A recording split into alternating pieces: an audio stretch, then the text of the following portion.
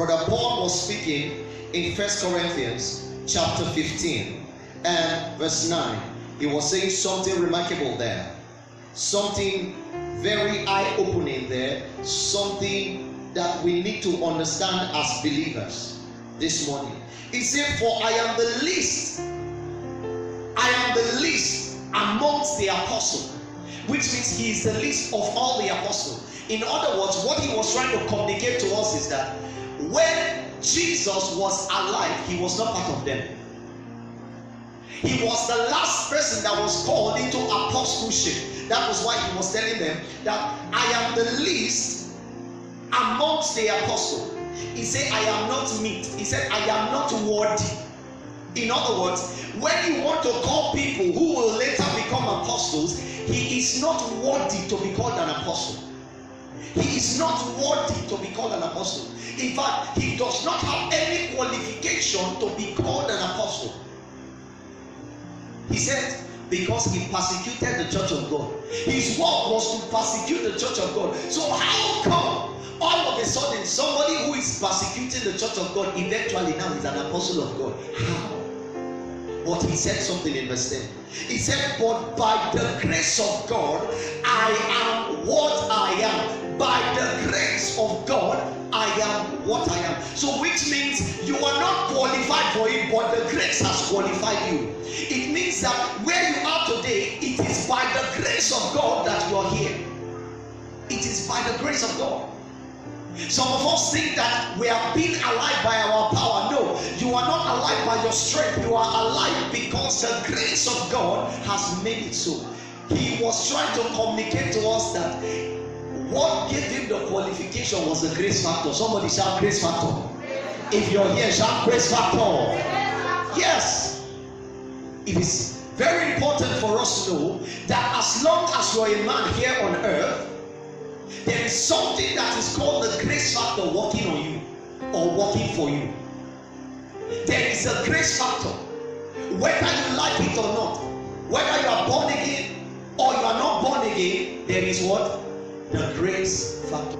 This grace we're talking about, it varies. There are categories of grace. So the grace that works for an unbeliever is different from the grace that works for a believer. The grace upon the life of an unbeliever is called the saving grace. Somebody shout the saving grace.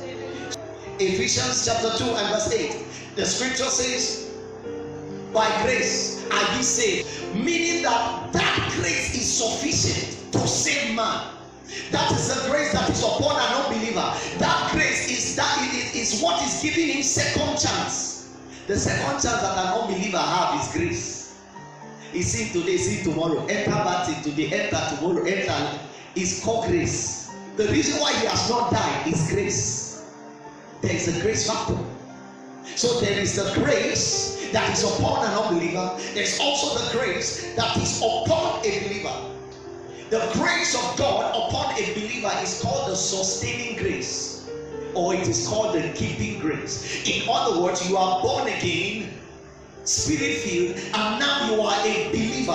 What has been keeping you in this kingdom is the grace. Somebody shout the grace factor.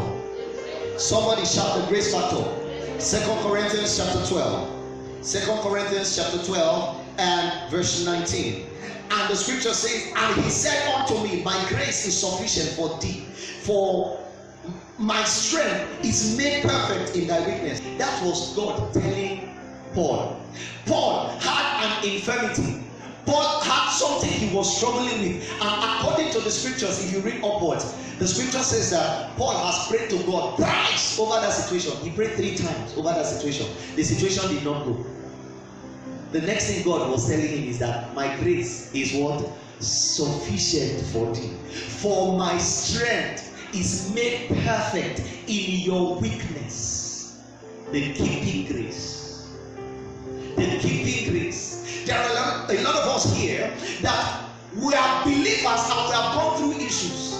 The issues we have gone through, the issues we have been going through, the issues that we have entered is enough for us to backslide. It is enough for us to say, I'm not doing this Christianity again. But you notice that you are not living the Christianity. What is speaking? Grace. there is what is known as the grace factor. Somebody shout the grace factor.